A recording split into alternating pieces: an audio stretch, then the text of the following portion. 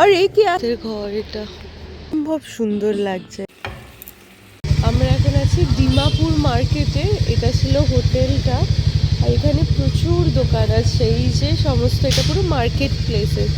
এই দিক থেকে শুরু করে পুরো সব দোকান, পর পর করে সব দোকান। এই যে পুরো দোকান।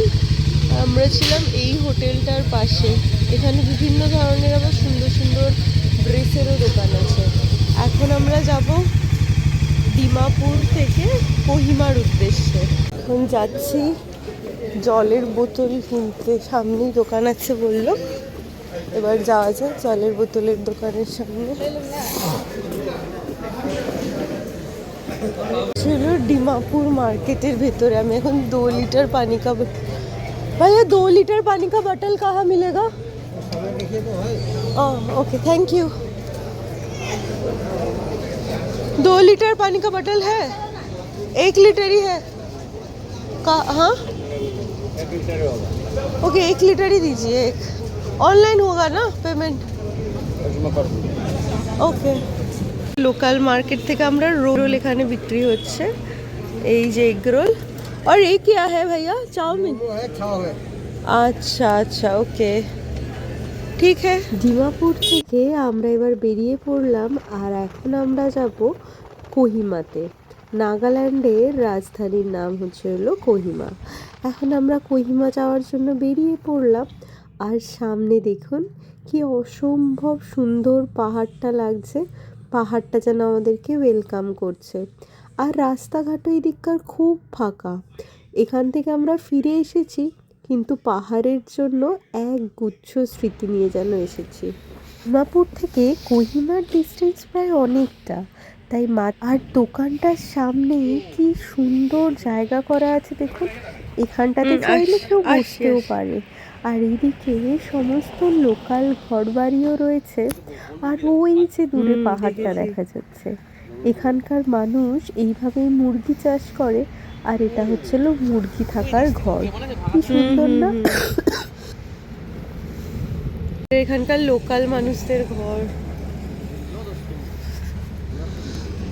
এখানকার লোকাল মানুষদের ঘর এটা। এই যে, আর সামনে আমাদের পার্কে এই দোকানটা থেকে আমরা কিছু খাবো বলে দাঁড়িয়েছি এখন। দোকানটার নাম সুমি। সামনে প্রচুর গাছ রাখা আছে। এই দেখো কত ফুলের গাছ রাখা আছে।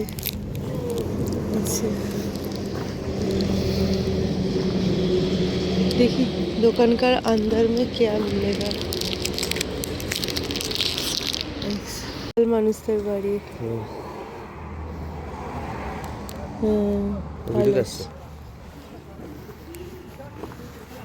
দেখবো চা আছে, এটা খাও। কেমন লাগছে জায়গা? দারুণ। ক্যাপ্টেন প্ল্যান করেছে, হবে না? চা খাবে?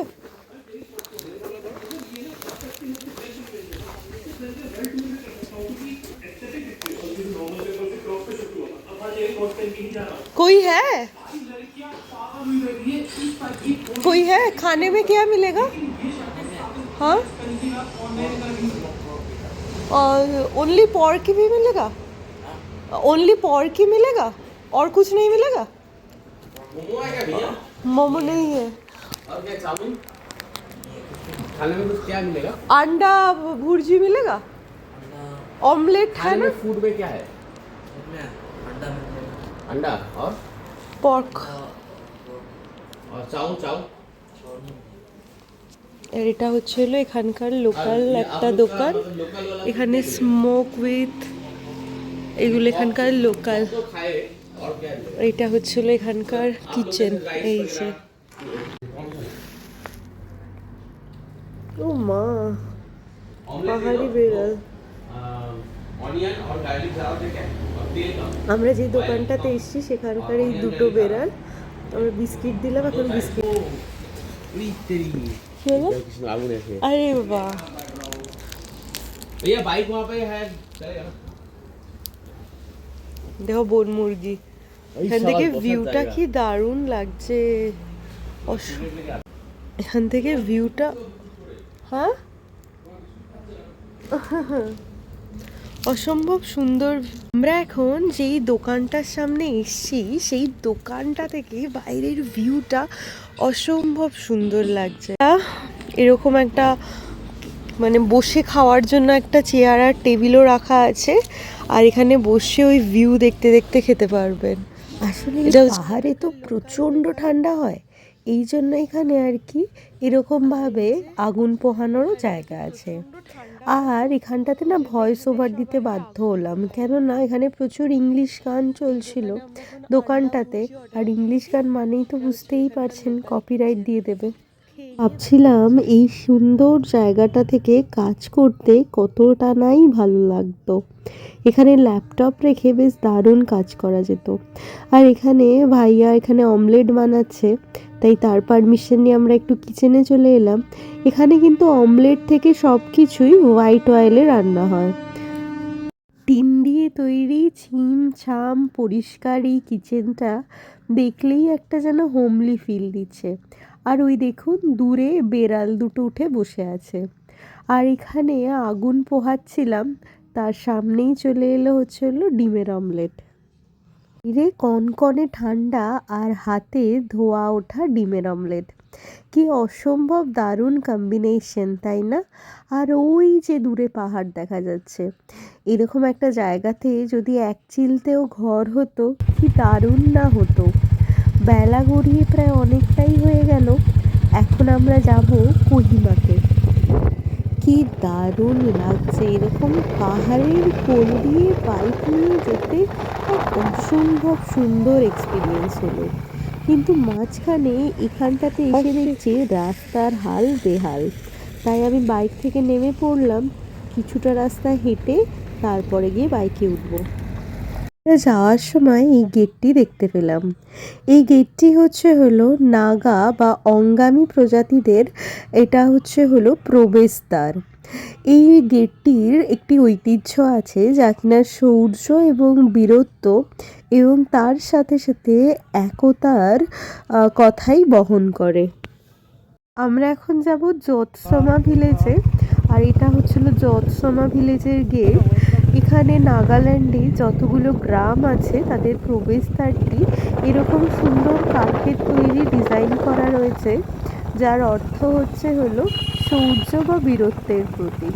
সেই গ্রামটি যে কতটা শৌর্যশালী এবং বীরত্বশালী সেটাই বোঝাতে এই চিহ্নটা ব্যবহার করে থাকে। তবে অনেকে বলে থাকে এই চিহ্নটি একই সাথে গ্রামের মানুষদের মধ্যে যে ঐক্য বা একতা রয়েছে তারও পরিচয় বহন করে থাকে। এখন আমরা চলে এসেছি এই ভিলেজটাতে, যোৎসমা ভিলেজে। এই যোৎসমা ভিলেজের একটা ঐতিহ্য আছে, সেই ঐতিহ্যটা এখানে মানুষ মানুষকে এতটাই বিশ্বাস করে যে দোকানে খালি জিনিসপত্র পড়ে থাকে, তাতে কিউআর কোড বা ট্যাক্স বা টাকা রাখার একটা বাক্সও রাখা থাকে। এখানকার লোকাল মানুষরা সেই দোকান থেকে নিজেদের পছন্দ মতো জিনিস কিনে টাকাটা সেই বক্সের মধ্যে রেখে চলে আসে। এখানে মানুষ মানুষকে ঠিক এতটাই বিশ্বাস করে। এখন আমরা যোৎসমা ভিলেজ থেকে বেরোবো, তাই আমার বর একটু জিজ্ঞেস করে নিচ্ছে যে কোন দিকটা দিয়ে যাব।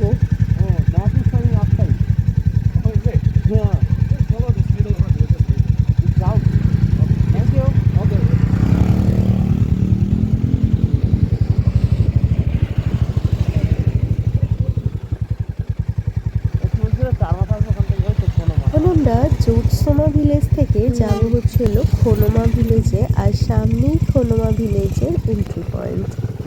তো চলুন এখন খোনোমা ভিলেজে যাওয়া যাক। কিন্তু জানেন তো সন্ধ্যা হয়ে গেছে, একটু তাড়াতাড়ি আসলেই বেশি ভালো হতো, কিন্তু এতটা পথ আসতে গিয়ে আলো নেমে এসেছে বা অন্ধকার হয়ে গেছে। তো খোনোমা ভিলেজে গিয়ে তারপর ওখানে গিয়ে দেখা হচ্ছে, কেমন?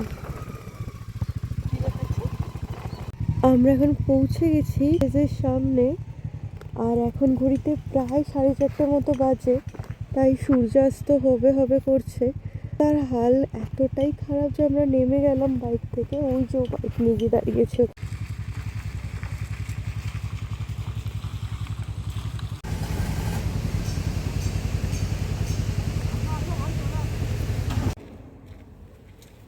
জায়গাটা পেরিয়ে গেলে ঠিক আছে। হুম ওই জায়গাটা পেরিয়ে গেলে অসুবিধা নেই। হুম চলো পেরিয়ে দেখো।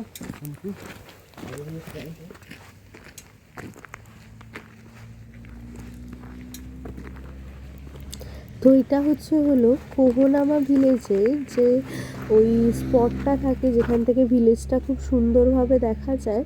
এখন আমরা রয়েছি সেই জায়গাটাতে, আর সামনেই একটা বড় সৌধ রয়েছে, কি অসম্ভব সুন্দর লাগছে। এখন আমরা এখান থেকে সোজা চলে যাব কোহিমাতে, আর কোহিমাতে আমরা ঢুকে পড়েছি। সামনে দেখুন পাহাড়টা কি দারুণ লাগছে, এত সুন্দর নাগাল্যান্ড সিটিটা লাগছে কি বলবো। আর যেহেতু এখন 25শে ডিসেম্বরের সময়টা চলছে, এই জন্য সারা নাগাল্যান্ডটা খুব সুন্দরভাবে সেজে উঠেছে। তারপর আমরা চলে এসেছিলাম একটু মোমো খেতে, গরম গরম মোমো চলে এসেছে আমাদের। প্রত্যেকদিন কি হয়, আমি রুমে আসার পর এতটাই ঠান্ডা হয়ে যায় যে আর ব্লগ করতে পারি না। আজকে ব্লগ করছি আর কি। আর এই যেটা হচ্ছিল আমাদের রুম, কোনোবারই আমি হোটেলে ঢোকার পর রুম আর দেখাইনি, একবার দেখিয়ে দিচ্ছি রুমটা। হ্যাঁ, এখানে প্রচণ্ড ঠান্ডা, 7 ডিগ্রি মতো টেম্পারেচার এখানে। হ্যাঁ, তো এই যে আমি আমার রুমটা দেখিয়ে দিচ্ছি। এটা ওই যে ডিক্যাথলনের যে জ্যাকেটটা আছে না, 0 to -5 ডিগ্রি, সেটা পরেও আমি কাঁপছি। তো একবার দেখাই রুমটা, দাঁড়ান। কোনোবার হচ্ছিল আমাদের রুমটা, এই যে খুব সুন্দর, বেশ পরিষ্কার পরিচ্ছন্ন ক্লিন রুম। আর খাবো না, ভালো লাগছে না। আর এত পরিষ্কার পরিচ্ছন্ন, আমার রুমটা দেখেই পছন্দ হয়ে গেছে। আর রুমটার কি নাম? The hostel. হোস্টেলের হোস্টেল। হ্যাঁ, তো চলুন এখনকার মতো টাটা। এখন রান্না হচ্ছে, এখানে চিকেন হচ্ছে। এই যে চিকেন দেখুন, পেঁয়াজ রসুন সব কষানো হচ্ছে। আর এখানে হলো ভাত, ভাত বসিয়ে দিয়েছি।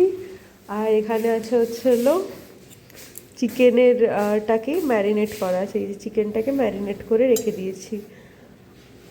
এই হচ্ছিল সেটা। অন্যদিন এসে ঘুমিয়ে পড়ি, আর কিছু অনই করা হয় না ভিডিও, কিন্তু আজকে কেমন লাগছে? দারুণ। কেমন রাইসটা তুমি বলো? তো ঠান্ডা, আমরা এখানে এই জন্য আগুন জ্বালানোর ব্যবস্থা আছে। মানে কাঠ দিয়ে এখন আগুন জ্বালানো হয়েছে, আর তার উল্টো দিকে আমরা এরকম বসে আছি। ওইদিকে ও, আমি। আর এখন ঘড়িতে বাজে প্রায় 10:30, 10:30টাই তো। আর 1.5 ঘন্টা বাকি, তারপরেই হচ্ছে হ্যাপি নিউ ইয়ার। তো সবাইকে অ্যাডভান্স হ্যাপি নিউ ইয়ার। রান্নাটা কমপ্লিট হলে দেখা হচ্ছে। যেহেতু প্রচণ্ড ঠান্ডা, এদিকে চিকেন সেদ্ধ হতেও বেশ টাইম লাগছে, তাই ভাবছি যে প্রেশারে চিকেন দিয়ে দেবো। আর এইদিকে ভাত আমাদের হয়ে গেছে, এই যে গরম ধোয়া ওঠা ভাত। এখন চিকেনটা করলে হয়ে যাবে।